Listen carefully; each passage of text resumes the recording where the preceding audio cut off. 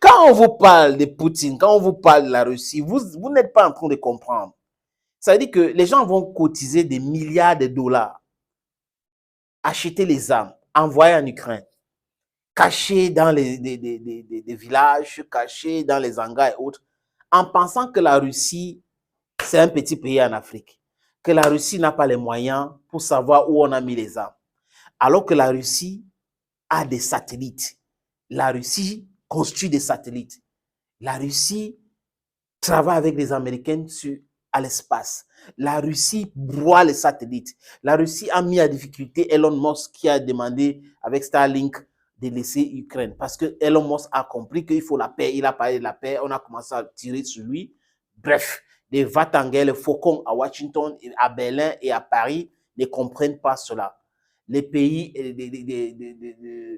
l'ex-pays de l'Union soviétique sont des va-t-en-guerre parce qu'ils veulent en découdre avec la Russie. Impossible, les amis.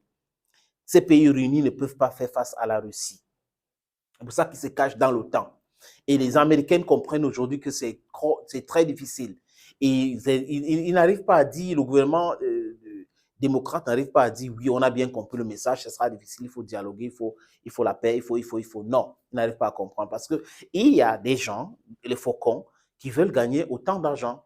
Vous voyez un peu, il y a des enquêtes qui sont sorties avec des Blackwater, quelque chose comme ça. Allez-y lire, les amis. Vous êtes des gens très, très, très intelligents.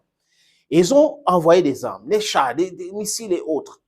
Et ce week-end, les amis, Vladimir Poutine, ça veut dire que il vous attend, il vous laisse bavarder, il vous laisse vous préparer. Après, il vous tape dessus. Il a envoyé les missiles hypersoniques. Les missiles hypersoniques détruisent les dépôts d'armes qu'on a envoyés à l'Ukraine. Quand on détruit les dépôts d'armes avec des armes vraiment importantes, puissantes, vous allez faire la guerre avec quoi? Ça rend le pays faible. Donc, on prend le discours de Zelensky qui dit l'Ukraine n'est pas prête pour cette grande contre-offensive. Parce qu'avec ce qui s'est passé ce week-end, c'est terrible comme information. C'est terrible. On peut voir des gens sur les chaînes de télévision en Occident qui sont en train de trembler. C'est-à-dire qu'ils ont mal. Vous voyez, quand vous vous préparez à attaquer quelqu'un, vous préparez vos forces et tout ça, ils viennent taper. C'est ce qu'il a fait, Vladimir Poutine. C'est ce qu'ils ont fait, les Russes. Et le ministre de le ministre de la Défense russe, ou le porte-parole, a fait un discours. Ils ont touché tous les cibles. Ils ont touché tous les cibles.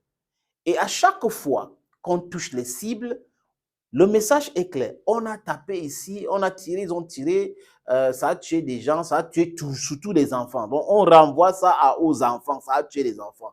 Hein, pour tirer la sympathie de la communauté internationale, des gens et tout, pour dire que ce n'est pas normal. Mais alors que les Russes disent clairement que c'est des tirs de haute précision. Et on a détruit les dépôts d'armes de ce pays envoyés par les Occidentaux. Ils ont envoyé les armes et la Russie a détruit les armes.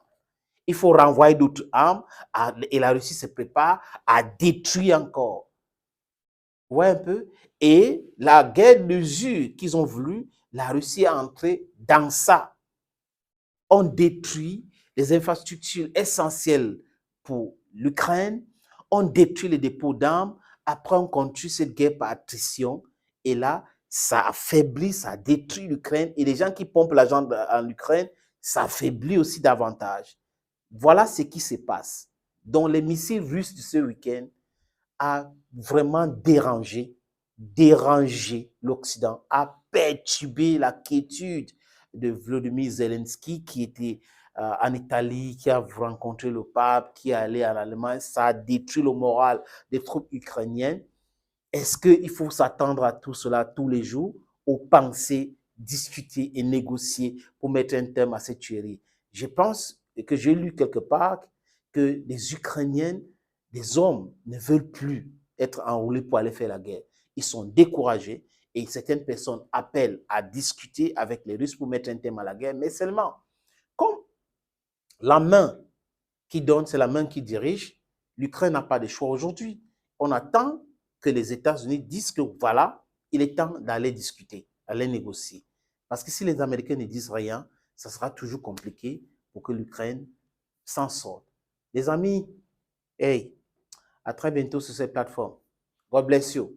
Bye bye.